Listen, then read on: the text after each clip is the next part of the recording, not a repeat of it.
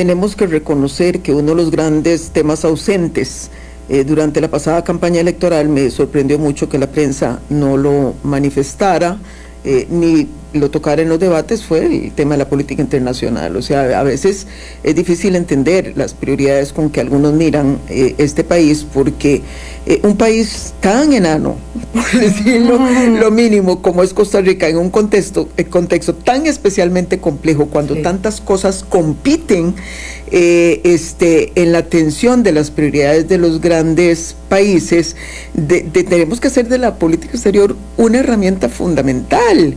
Y no se tocó, no se discutió, y el tema de Nicaragua estuvo ausente como si Nicaragua no existiera para Costa Rica, de manera que es un tema que nos tiene que interesar a todos. ¿Qué es lo que pasa con Nicaragua? ¿Hacia dónde se enrumba Nicaragua? ¿Cómo repercute lo que pasa dentro de Nicaragua en nuestros propios intereses nacionales? De ahí que esta no sea una decisión menor, o sea, a quién vamos a entregar la secretaría del principal organismo de la integración centroamericana, y de ahí que se haya justificado nuestra posición. Quiero además aclarar una cosa que es importante, y hoy en algún medio de comunicación, Luis Guillermo Solís, que fue cuyo gobierno acogió una nueva, digamos, resolución en el año 2017, en el sentido de que se iba a retomar el principio de la rotación en la Secretaría General del SICA. Sin embargo, eso no está en el convenio constitutivo del SICA, eso no está en el protocolo de Tegucigalpa, que fue firmado en 1991. Eso fue adoptado hace muy pocos años, en el 17, porque lo que sí es rotativo, lo que sí está en el protocolo es la presidencia, y eso nadie lo está cuestionando. Cada 6 meses brinca de país en país, y Nicaragua acaba de serlo, luego Costa Rica y luego Panamá, y ahí va esa rotación, ¿no? Aquí el tema es que en el 17 simplemente se vuelve a destacar ese principio, que la Secretaría también va a ser así, y Nicaragua desde entonces ha venido aduciendo. El gobierno de Carlos Alvarado se sostuvo con buen tino en no conceder ese nombramiento, y nos parece que hay que seguirlo sosteniendo, porque por encima de esa resolución del 17 está el tratado, que básicamente enfatiza en el respeto a los principios que tienen que ver con democracia, derechos humanos, etcétera, etcétera. Evidentemente, Nicaragua está incumpliendo todo eso, por lo cual no hay razones. Desde el punto de vista estrictamente, digamos, de los instrumentos regionales, no hay justificación alguna para que Costa Rica se sienta obligada con entregarle esa Secretaría a Nicaragua. Y obviamente todas las otras consideraciones que podemos seguir hablando en términos de los intereses centroamericanos, de las violaciones o de la digamos, indiferencia que podría ser el mensaje que se manda ante lo que pasa en Nicaragua, y finalmente las consideraciones de seguridad nacional. Claro, podríamos decir, doña Laura, que en realidad el principio reglamentario de la rotación geográfica palidece ante la inobservancia de los deberes y obligaciones para con los derechos humanos en Nicaragua, para con el principio de seguridad regional en Centroamérica y lo que tiene que ver con la seguridad propia nuestra.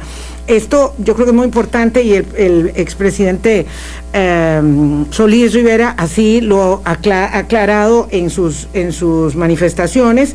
Entonces, la consulta que viene aquí es, no pareciera difícil que haya habido consenso, y yo de verdad, doña Laura, no recuerdo una última ocasión en que hayan firmado una carta todos los expresidentes. Entonces, que haya habido consenso para solicitarle al presidente de la República y al canciller, que por cierto, como usted bien decía, no conocemos cuáles son los principios de la política exterior de la administración Chávez Robles, pero para solicitarles que por favor den marcha atrás. Mi consideración es, si esta es una decisión ya adoptada por el Consejo de Ministros de Relaciones Exteriores del SICA, recomendarle la elección de este señor Vargas, nicaragüense, ¿esto se puede todavía echar marcha atrás? ¿Es posible hacerlo? Sin duda, y por eso nos apuramos un poquito para preparar esa carta, porque ese paso ya se dio, eso se dio el jueves de la semana anterior, en donde el Consejo de Ministros del SICA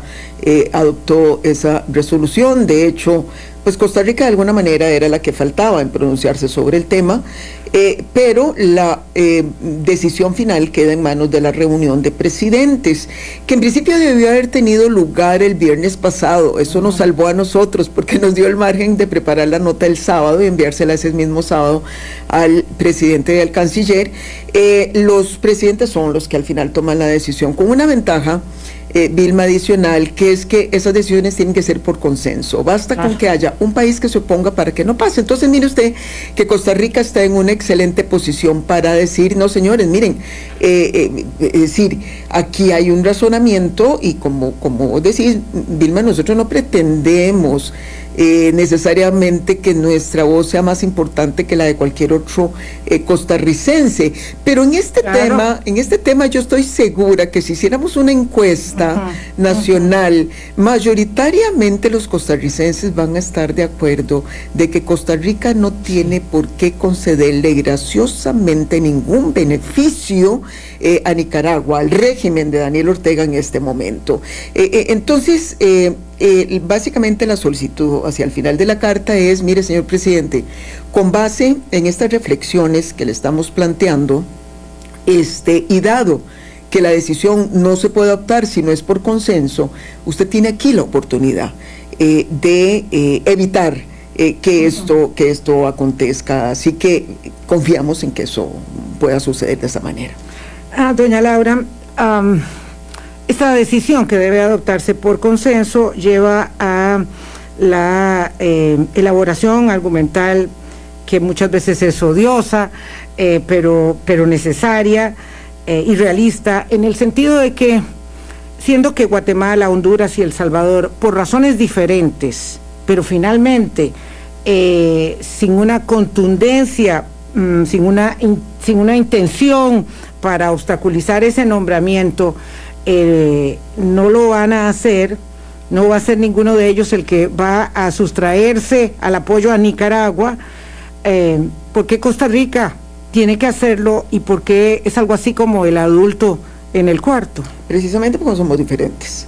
Y hay que decirlo con toda franqueza, o sea, y desgraciadamente esto no tiene que ver necesariamente con una subestimación, por ejemplo, de los pueblos centroamericanos. Yo creo que todos tenemos grandes fortalezas, sin lugar a dudas, pero en este momento, si analizamos el comportamiento de los países de la región desde el punto de vista del compromiso de los gobiernos que están al frente de esos países con estos principios, por ejemplo, derechos humanos, por ejemplo, democracia, Estado de Derecho, perdonen, pero la diferencia es abismal, es decir, cojamos cualquiera de ellos. En este momento hay grandes controversias desde Guatemala, en donde ha habido un arrinconamiento y hasta expulsión y persecución de jueces y fiscales que venían analizando casos importantes de corrupción. El cierre de la CICIG fue un golpe muy duro al tema de la impunidad en ese país. En el caso de Honduras, veamos esa escena tan fuerte que fue ver a un presidente saliendo de la silla presidencial y prácticamente arrestado, esposado y llevado a la silla de unos fiscales allá en New York, en Estados Unidos, por acusaciones de narcotráfico. Y en el caso de Salvador, ni hablar.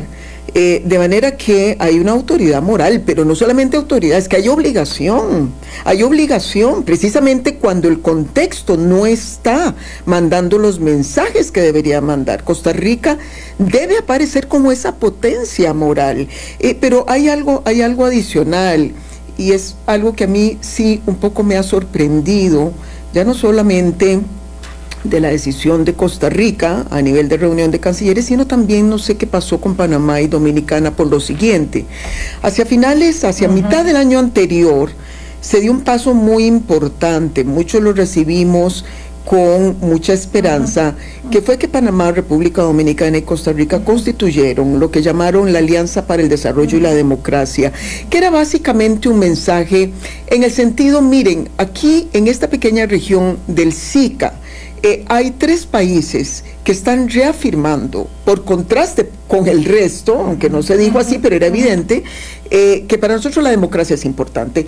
Bueno, ¿qué pasó aquí? Es lo que yo no termino de entender, y tiendo a pensar que tiene que ver mucho con la importancia que sea Costa Rica, porque para Panamá y para la República Dominicana, la región centroamericana tiene menos importancia relativa. Sí, absoluto. Entonces siempre ha sido Costa Rica la que tiende un poquito, digamos, a tener esa voz cantante ahí. Y es momento de verdad de hacerla valer otra vez.